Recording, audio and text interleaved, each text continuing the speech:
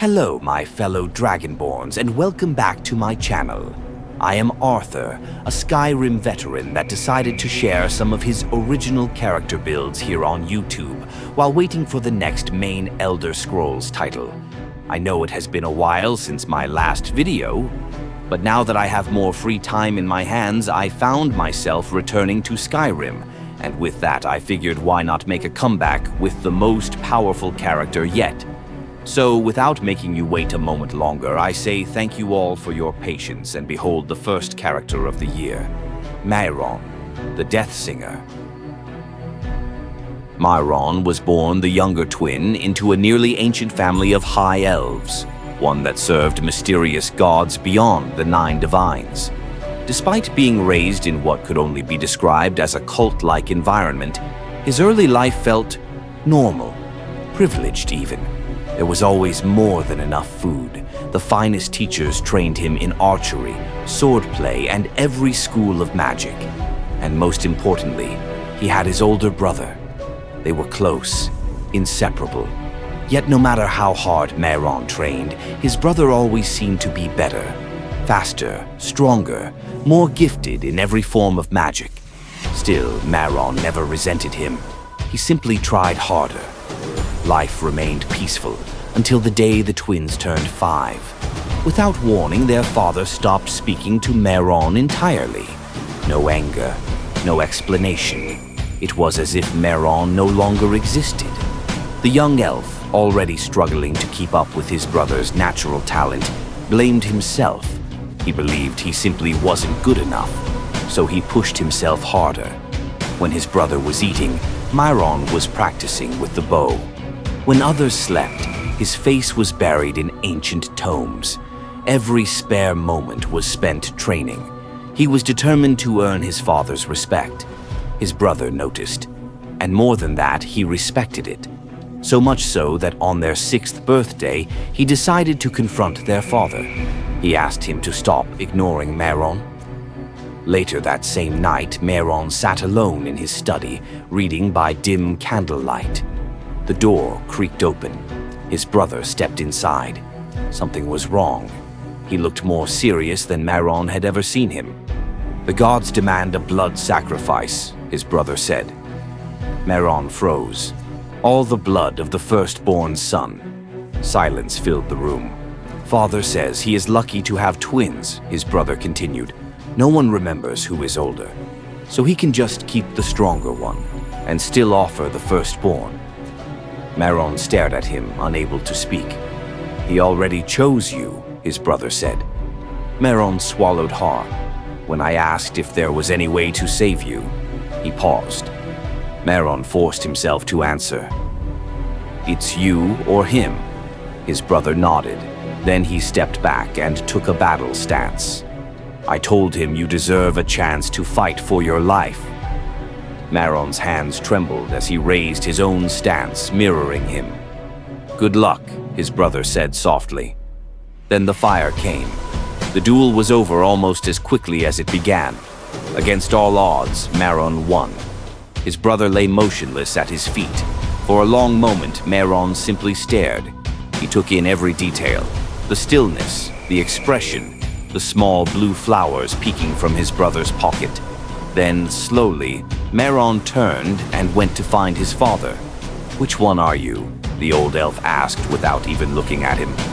"Mairon," he answered quietly. His father turned, surprise flashing across his face. "Well, I'll be damned," he said. "Well done, son. We'll prepare the body tomorrow." No grief, no hesitation, nothing. Mairon felt something twist inside him. He had finally been acknowledged, and all he felt was disgust. Without another word, he left. He returned to his study and sat in silence. Then, suddenly, he moved. He grabbed an alchemy book and began flipping through it frantically, until he found it. A blue mountain flower. One flower could stop magic generation for up to 5 seconds. More could extend the effect, even up to an hour. Mairon's hands began to shake. Tears filled his eyes as the truth settled in. That was why his brother cast the first spell. That was why Mairon had won. His brother had poisoned himself. For him, a broken sound escaped Maron's throat as he began tearing through the room, throwing books, shattering anything within reach, until something caught his eye. A spell, one he had never seen before. Raise dead. Hope surged through him. He grabbed the book and ran back to his brother, back to the body. With trembling hands, he cast the spell. For a moment, nothing. Then, his brother's eyes opened. Maron smiled. His brother smiled back. But before either of them could speak, his brother began to fade. His body crumbled, turning to ash before Maron's eyes. Gone. Maron dropped to his knees, staring in horror. He reached down and grabbed a handful of the ashes, cold, weightless, gone. Then he remembered. The gods demand a blood sacrifice. There was no blood, only ash. He had destroyed the offering, and when morning came, they would come for him instead. Maron slowly rose to his feet. There was only one choice left. He had to run. Over the next decade, Maron's life was spent on the road. He carried his guilt wherever he went.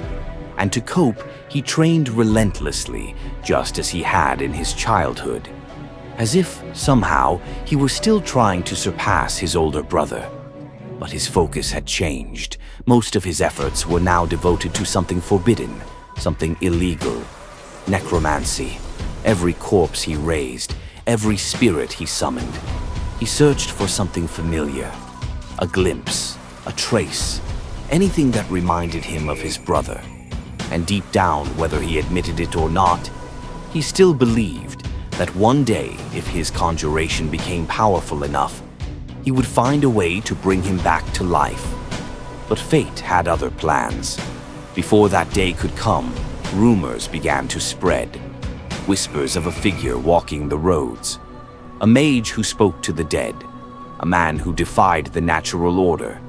The Death Singer.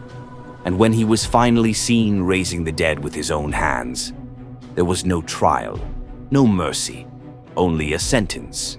This is where your story as the Death Singer begins.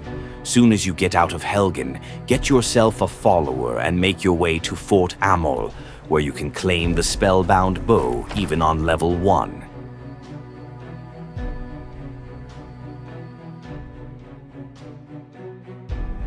After that, gather every other spell you find and make sure to place every level on magic until you are able to, at least, cast the bow. This in mind, the first faction you should join is the College of Winterhold to access not only elite teachers, but all the spells that they sell.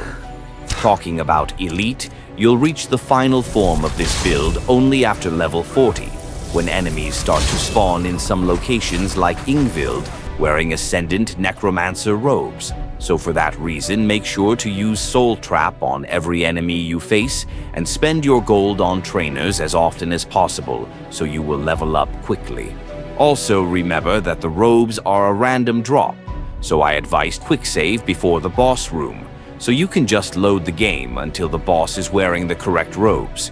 Armor choice for the Death Singer is as dark as his reputation. He wears ebony armor, enchanted with the abilities of the Ascendant Necromancer robes, and the Ascendant Necromancer hood. As for the gloves, I chose the Fists of Randagulf to keep on fighting even if I ran out of all magic. Also, it allows you to finish off enemies unarmed even on the Mastery difficulty. For boots, I chose the Thalmor boots as a small reference to the High Elf family that he left behind. In addition to the boots, I always carried Thalmor gloves with me that are enchanted to increase my archery skill because sometimes the damage of my arrows are the only way to reach my opponents. This set of armor goes amazing with bound weapons, which are the only ones that I used because I love the idea that Death Singer isn't wearing any weapons, but he is able to summon them along with his undead army. It's up to you to choose the best summons for each battle, but most of the time my opening trio was a pair of Demora Lords and a Tomb Guardian.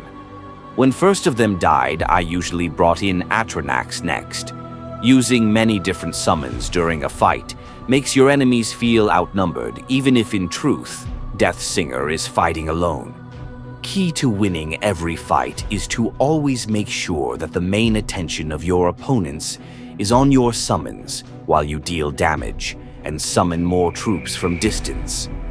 But to keep the game interesting and to avoid the fate of Stealth Archer, I many times finished fights with a punch and pulled out my bound swords as often as possible.